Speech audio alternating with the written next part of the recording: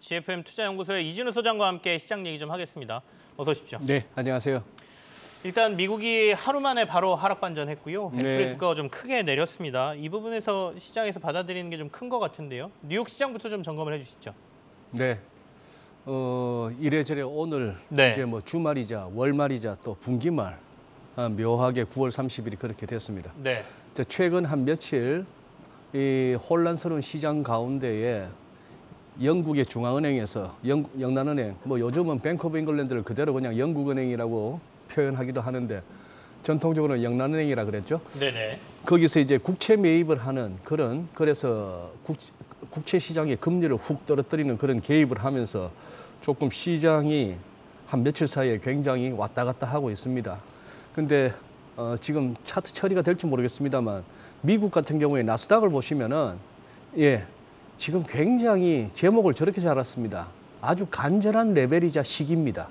간절한 레벨이란 것은 여기서 정말 한번 좀 버텨줬으면 하는 마음이 드는 그런 국면이죠. 여기서 버티면 이제 조금 더 버티는 거죠. 네네. 더 욕심을 내자면 이중바닥도 가능한가. 그러나 이미 이동평균선들에서 이렇게 보시다시피 확연한 또 역배열 상태를 또 보이고 있습니다. 자, 그 다음 보시죠. 나스닥을 좀 큰 그림으로 보자면은 이래저래 현 레벨의 중요성입니다. 아까는 패턴상으로 이중바닥 뭐 이 정도에서 조금 숨 좀 쉬자 하는데 지금 이 일목균형표를 보시면은 여기서 이제 10월 달에 더 밀리면은 이 종가를 뒤로 미룬 후행 스팬이 진짜 그야말로 가격대를 뚫고 나옵니다. 그렇다면은 이제 더 강력한 어떤 약세장으로 가느냐 하는 것인데 여기서 지금 월간에서나 일간에서나 기댈 만한 기술적 지표라고는 이 스타캐스틱밖에 없습니다. 네. 극단적 과매도인데 이 지표는 이제 박스권에서는 참 잘 맞는데 추세가 강하게 썼을 때는 좀 그렇게 효과적이지 않다는 좀 한계는 있죠. 또 하나 이렇게 보실 거는 닷컴 버블 때의 고점 대비 78.4%, 금융위기 때 55.8%, 지금 이 부분은 사실 고점 대비 34.8%, 이런 것도 한번 좀 염두에 두실 필요가 있고, 아시다시피 애플 계속해서 애플 자체가 네. 매출이 좀 줄어들 것 같다라고 했는데 여기는 정말 뉴욕 증시의 마지막 보루입니다. 다우지수, S&P 500, 나스닥이 다 들어가 있는 그런 상황이고 특히나 다우지수에 미치는 영향은 크죠. 다우는 30개 종목을 그냥 단순 평균하는 주가를 그런 상황이고 여기서도 보시면은 애플도 굉장히 크리티컬한 데 와 있습니다.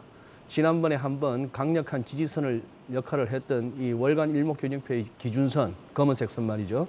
여기까지 다시 밀려와 있는 그런 상황 하에서 계속해서 뭐 뱅크 오브 아메리카 같은 데서 투자 의견을 갖다가 내리고 있고 이 부분도 참 그러네요. 뭐 몇 번 이렇게 말씀드립니다만 도대체 엔비디아가 어디까지 빠져야 될까요? 진짜 얼마나 더 빠져야 이 종목에 어느 정도 하락세가 진정될까 싶을 정도로 그렇게까지 오는데 참 이 정도라면은 싶은 생각이 들고 여기다가 뭐 하나 외신에서 그저께까지만 하더라도 뱅크 오브 잉글랜드가 증시를 갖다가 구했다라고 합니다만 글쎄요. 그거는 좀 더 영국 관련해서는 조금 더 살펴볼 내용이 있습니다. 그럼 영국 얘기를 바로 조금 네. 해볼까요? 영국에서 이제 무제한 국채 매입 조치를 네. 내놓으면서 네. 그나마 국채 시장하고 환율 시장을 조금 안정을 시켜놨는데 네. 다시 신임 총리는 감세 의지를 좀 나타내고 있고 예. 엇박자는 계속 되는 것 같습니다. 그렇습니다. 이 정치인들이 이렇게 마구 던지는 것 때문에 네. 뭐 관료나 공무원들 뭐 이런 뭐 중앙은행들 할 것 없이 다 좀 곤혹스러워지고 있는 상황이죠. 영국 참 영란은행은 뱅크 오브 잉글랜드 BOE는 불과 얼마 전만 해도 10월 달 들어가서는 양적 긴축하겠다라고 했고 금리 인상 의지도 강하게 피력했다가 지금 뭐 아시다시피 리즈 트러스 새 총리가 처음으로 끄집어낸 정책 자체가 말도 안 되는 또 감세안 이런 식으로 얘기를 하다 보니 파운드화의 추락 그리고 그것도 국채 발행해서 할 수밖에 없는 그런 어떤 재정 부양 패키지다 보니까 뭐 영국 국채 집어 던지고 이런 상황인데요. 이거 보시죠. 한경 글로벌 마켓의 기사 한번 인용합니다. 네네. 영국 국채의 굴욕인데요. 이태리나 그리스보다도 이 영국 국채가 더 값이 싸다 보니까 국채 수익률이 지금 이태리나 그리스보다 더 올라가고 있는 그런 상황입니다. 이 올라간 속도 보시죠. 이제 그런 상황이고 자, 이제 시장에서는 채권 자경단의 표적이 되었다 이런 얘기를 합니다. 채권 자경단. 이런 단어가, 이런 용어가 이제 시황에 등장한다는 얘기는 채권 시장이 굉장히 혼란스러울 때만이 그렇게 되는데, 이제 채권 시장 자경단, 우리 뭐 동네에도 뭐 자율방범단이 있듯이 네네. 특정 정부가 적자 재정 남발하거나 인플레이션 압력이 커진다 싶을 때는 그 나라 국채를 매도하고 이런 어떤 시장 내의 세력을 채권 시장 자경단이라고 하는 거죠. 통화 정책이 이게 상식적이지 않다, 논리적이지 않다 싶을 때 그런 식입니다. 지금 올라오는 거 보세요. 이런 식으로 가파르게 올라오는데 2년물이 지금 4.39 뭐 이런 상황인데, 요날 이틀 전 끝에서 두 번째 이 음봉이 나왔던 이때가 결국은 영란은행이 강력하게 개입을 했습니다만 단발성에 거치고 있죠. 30년물도 마찬가지입니다. 놀랍습니다. 차트 보세요. 이틀 전에 뭐 이런 식으로 했습니다만 추가적으로 금리를 하향시키는 데는 한계가 있죠. 영국 수익률 곡선도 한번 보시겠습니다. 뭐 이렇게 해서, 자, 이게 1년 전이고 제일 아래선이, 그 다음 슬라이드 보시면 이제 영국 수익률 곡선이 제일 아래쪽이 1년 전, 그리고 여기가 한 달 전, 그리고 최근 건데, 네네. 뭐 여기서도 장단기 금리 역전은 나타나는 데다가 절대 레벨 자체 올라온 거 보시고 이렇게 되는 거죠. 영국하고 미국하고 똑같이 10년물 보시면은 같이 끌려 올라가게 돼 있습니다. 미국이 올라가면 영국도 세계 여러 나라 국채 수익률이 끌려 올라가고, 지금은 오히려 영국이 미국보다 더 높은 상황에서 미국 지금 3.78인데 지금 4.14 뭐 이런 식으로 같이 질질 끌려가죠. 파운드는 묘합니다.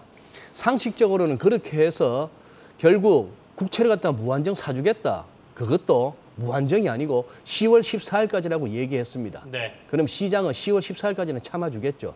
근데 그 사이에 파운드가 풀려나가겠습니다만도 그거는 파운드 약세의, 이론적으로 파운드 약세입니다만 일단 채권 금리 잡았다는 차원에서 파운드 쇼스 에렉트리 그거 하고요. 자, 이거는 한 2주 전에도 보여드렸습니다만 2002년 9월 딱 이맘때 조지 소로스가 그 당시 유럽 통화 시스템을 갖다가 그 한계를 보고 영국을 파운드를 공략했던 이래 30년 만에 파운드화 위기고 역사적 저점에 가까워지고 있는데, 그래요. 지금 우리 최영 앵커님 말씀하신 대로 이 네. 부분이 문제입니다.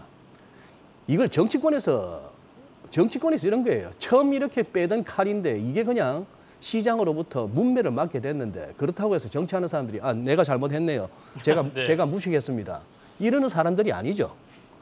그 국의 결단이고 고민 많이 했고 결국 이거는 옳았다라고 얘기를 하면서 계속 하겠다고 어제 또 BBC 뉴스에서도 나온 그런 상황이 됐습니다. 영국, 글쎄요.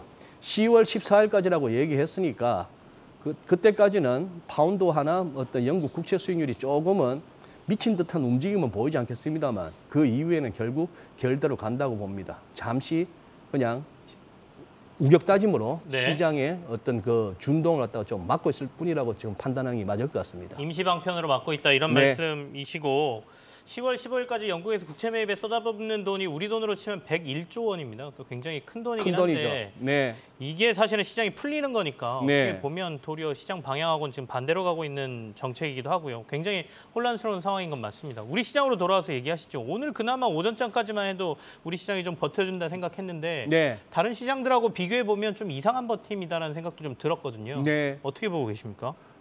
그렇죠. 뭐 그저께가 최근 들어서는 다른 데보다 우리가 더 많이 빠지는 경향이 있었고 오늘은 상대적으로 잘 버텼다는 생각이 들죠.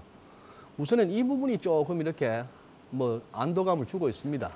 달러가 살짝 꺾이는 느낌이죠. 예. 달러 인덱스 보시면은 지금 여기서 조금 이렇게 꺾여줄 것인가, 이렇게 기울기가 벌써 몇 번에 걸쳐서 변속을 하면서 약간 투더문 조짐을 보였는데, 이렇다면은 어느 정도 이 시장의 투기적인 달러 매수 세력들이 좀 그거 하다라고 볼 수 있는데, 좀 꺾여줄 것인가 싶은 부분도 있고, 오늘 서울에서도 달러 환율이 뭐 이런 부분에서 이제 같이 그거 합니다. 특히나 오늘 또 거시경제정책회의에서 대통령께서도 직접 또 뭐 그렇게 언급을 했으니만큼 며칠 동안은 또 막힌다고 보는 게 맞겠죠.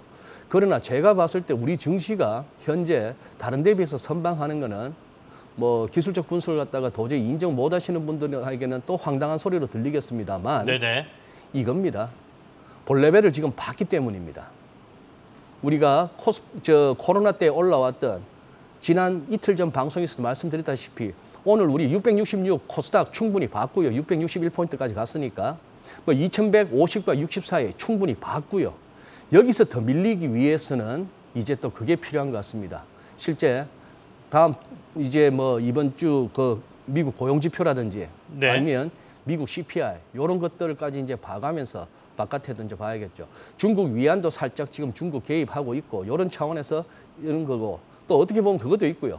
최근 이 장에서 갑자기 우리 개인들 쪽에서 하방 배팅이 많아지니까 그걸 갖다가 또 외국인들이 그냥 그 배팅을 갖다가 또 무위로 돌리는 그 부분도 작용하고 이 부분입니다. 그러니 여기서는 당장 밀린다기보다는 이 그야말로 크리티컬한 이 레벨을 갖다가 너도 보고 나도 보고 싶던 이 레벨을 밀기 위해서는 약간의 또 다른 재료가 필요한데 글쎄요. 여기서 더 밀리기보다는 한번 바깥을 기대해야겠는데 조금은 불안합니다. 예. 네. 불안한 마음이긴 하지만 여기서 더 빠지려면 뭔가 다른 지표라든지 다른 이런 걸 뭔가가 확인하면 강하게 지금까지 밀리거나 이런 듣던 상황이니까. 얘기와 조금 다른 뭔가가 또 필요한 것 같습니다. 변곡점이라는 말씀이 딱 네, 맞는 것 같습니다. 그렇습니다. 어쨌든 지금 볼 거는 봤고 조금 시장이 눈치를 보면서 버티고 있는 시장이다 이렇게 분석을 해주셨습니다. GFM 투자연구소의 이진우 소장과 함께했습니다. 고맙습니다. 예, 감사합니다.